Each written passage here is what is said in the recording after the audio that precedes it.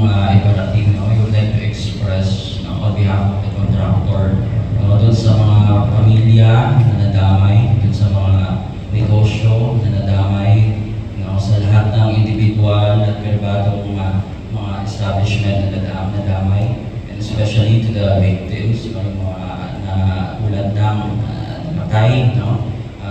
I would like to express, no, our deepest sympathy and condolences, no.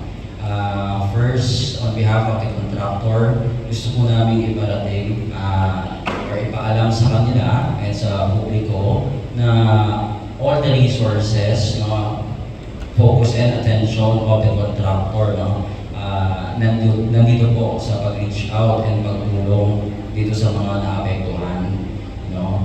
Lumalapit po ang contractor, so far po, no, may dalawa ng nakalapit kay contractor.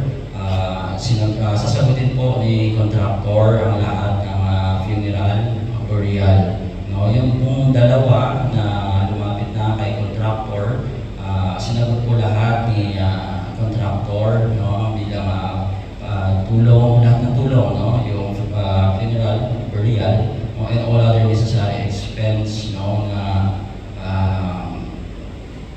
para dito sa mga pamilya at para makatulong po, no. And nananawagan din po po kami na sa mga iba pang naapektuhan, no, bukas po ang pinto ng contractor para tumulong dito sa mga naapektuhan. Pwede po silang lumapit. Sasagutin po ni contractor yung mga necessary expense para sa kanila. With respect naman po, no, dun sa fact-finding committee, we would also want to express, no, our intention that we will fully coordinate with the fact-finding committee, no. Mag-coordinate po tayo. Gusto rin po natin malaman ano yung magiging result ng investigation, and we would give due respect, no, to this to the fact-finding committee and sa magiging